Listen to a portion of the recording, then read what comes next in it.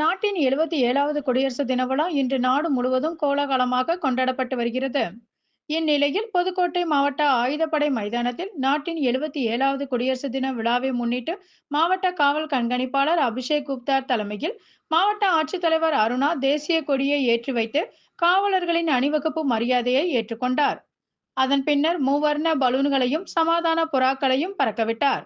அதன் பின்பு காவல்துறையின் அணிவகுப்பு மரியாதையை ஏற்றுக்கொண்டு சுதந்திர போராட்ட தியாகிகள் குடும்பத்தினருக்கு மரியாதை செய்யப்பட்டு அதனைத் தொடர்ந்து சிறப்பாக பணியாற்றிய காவல்துறைக்கு பதக்கங்களும் சான்றிதழ்களும் வழங்கி பாராட்டினார். பின்னர் பல்வேறு துறை சார்பில் 47 பயனாளிகளுக்கு ரூபாய் 32,11,202 ரூபாய் மதிப்பிலான பல்வேறு நலத்திட்ட உதவிகளையும் வழங்கி சிறப்பித்தார்.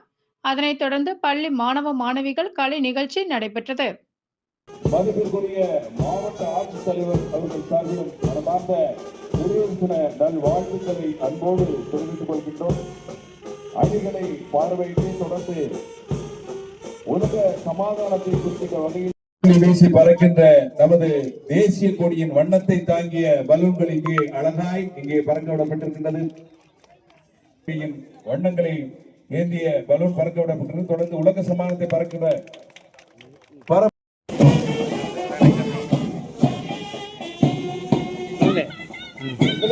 அகலமா வந்து எப்படிதான்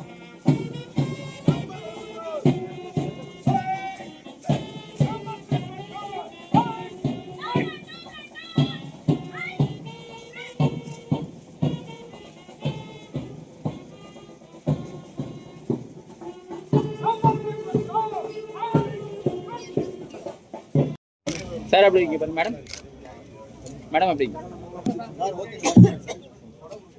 அகிம்சையாலும் ஆயுதத்தாலும் பல்வேறு இன்னுயிர்கள்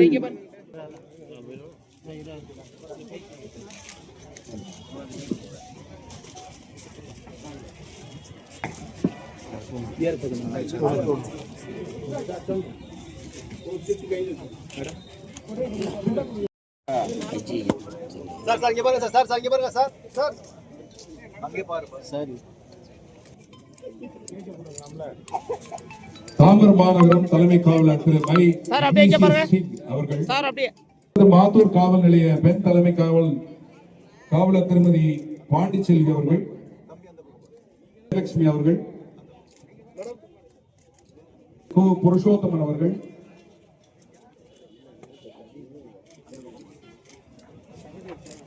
மண்டையூர் காவல் நிலைய தலைமை காவலர் திரு சு பாண்டியன் அவர்கள், அவரை தொடர்ந்து ஆதரக்கோட்டை காவல் நிலைய பெண்